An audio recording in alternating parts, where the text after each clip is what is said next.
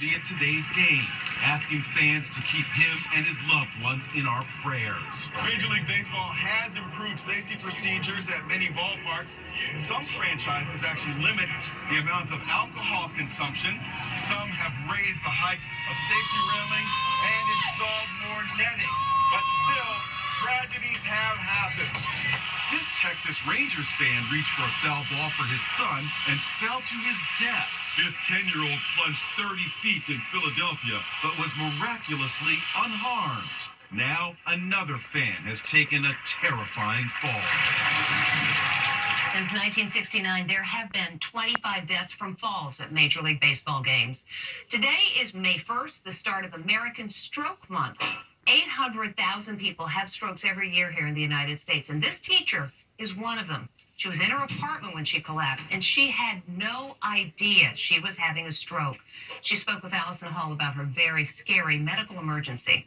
It's an ordinary morning for this school teacher. Suddenly, she loses her balance and topples over, falling right into a dresser. Her dog comes over to see what's wrong. 38-year-old Krista Figueri is unable to get up. Her whole left side is paralyzed. She doesn't know it, but she's just had a stroke. It was like a very scary moment. Krista tells me she was helpless. Could you reach for your phone? No, because I'm lefty, and my left arm and leg were unable to, so that's why I was trying to push up with my right hand. Then Krista realized she could use Siri, her iPhone's voice-controlled app. I said, Siri, please call 911. At the hospital in Manhattan, Krista was told she'd had a stroke. That was kind of surprising because I associate strokes with people who are older.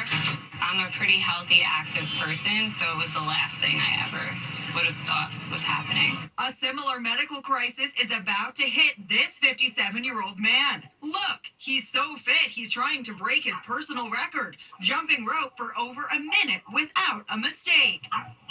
Everything is going fine in the workout in his driveway in Toledo, Ohio. But after 75 seconds, suddenly his legs buckle. He hits the ground. He can't move his left arm and leg.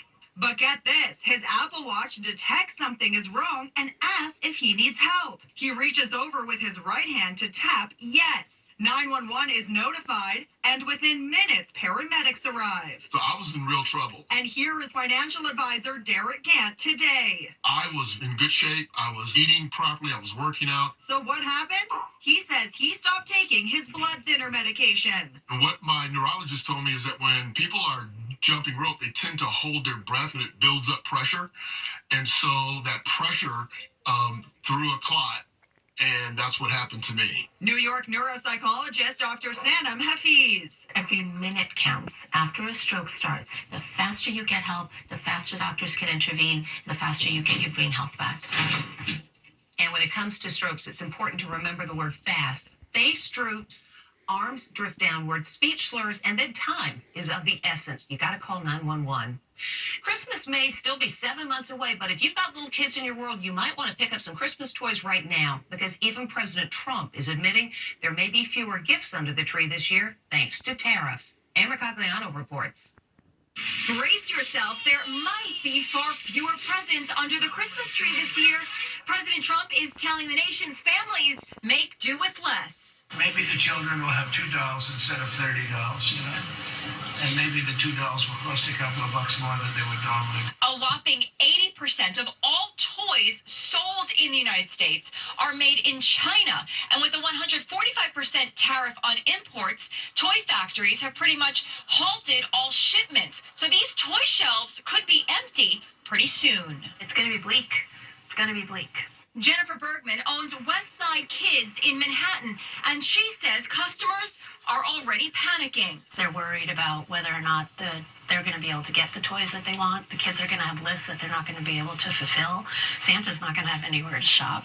Her most popular toy, a scooter that sells right now for $140, could end up costing $400. And her doll supplier has already pulled the plug. This is all I have left, what you see on the shelves. And once these are gone, They're gone. President Trump called into a News Nation town hall last night, and co-host Bill O'Reilly asked him a question from a viewer. What's the biggest mistake you think you've made in the first 100 days? I'll tell you, that's the toughest question I can have because I don't really believe I've made You made any mistakes? We're in a transition. Well, that didn't go over so well.